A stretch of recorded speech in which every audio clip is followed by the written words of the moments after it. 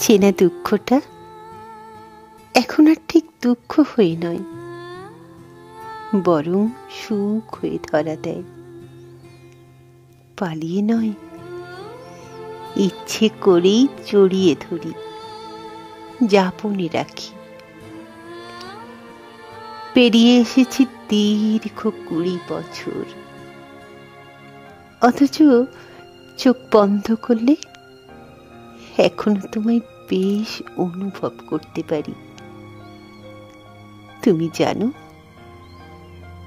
তোমার দেওয়া প্রতিটা জিনিসে একটা আলাদা গন্ধ ছিল। সেই গন্ধ আমি এখনো চিনে নিতে পারি। আমি তখন সদ্য স্কুল পেরিয়ে কলেজ। আমাদের নবীনবরণের অনুষ্ঠানে তুমি আমন্ত্রিত। প্রাক্তন কৃতি ছাত্র তুমি। তোমার উজ্জ্বল উপস্থিতিতে আলোকিত সভা। সবটাই সুন্দর চলছিল, কিন্তু কেন যে সেদিন ডাক দিয়েছিলে? খুব ভয়ে ভয়ে এসেছিলাম, তাই তোমার সামনে আসতেই হাত থেকে আমার খাতাটা পড়ে গেল,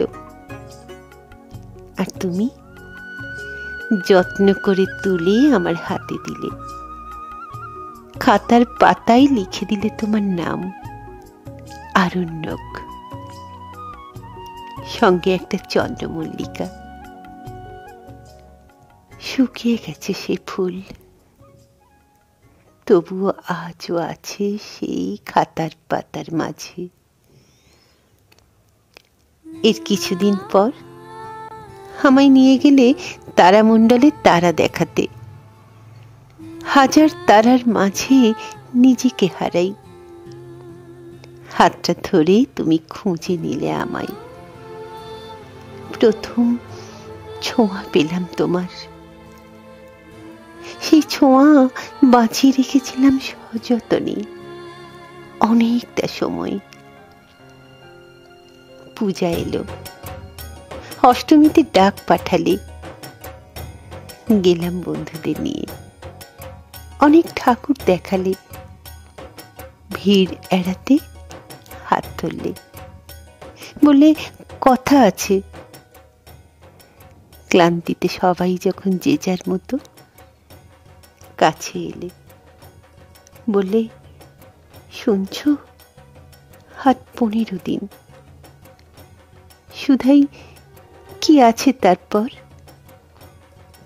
বলে, তোমার থেকে অনেক দূরে পাড়ি দেব, অপেক্ষা করবে তো? থেমে যাওয়া কথারাও থমকে দাঁড়ায়, তারও কম্পন হয়। সেই প্রথম অনুভব করলাম কেউ বোঝেনি। সেদিন অরণ্যেই রোদন করেছিলাম, আর কি বা করতাম বলো?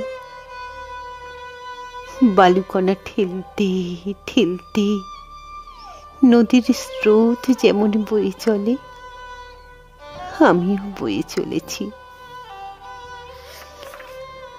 আরণ্যক, আজ তুমিও হয়তো হয়েছ গৃহী, তবে আধুনিকতার ছোঁয়ায় দূরটা তো আর দূর নয়। একবার এলেই না হয়, যে কোনো অজুহাতে। ফিরবে, ফিরবে আর একবার পুরনো স্মৃতিতে। কি হবে ক্ষতি? জীবনের গতি না হয় খানিক হারাবে, তবুও জীবন গতিময়, আবার ছন্দে ফিরবে ঠিক। 20 বছর আগের দেওয়া তোমার সেই চন্দ্রমল্লিকা রেখেছি যত্ন করে, শুধু তুমি আসবে বলে।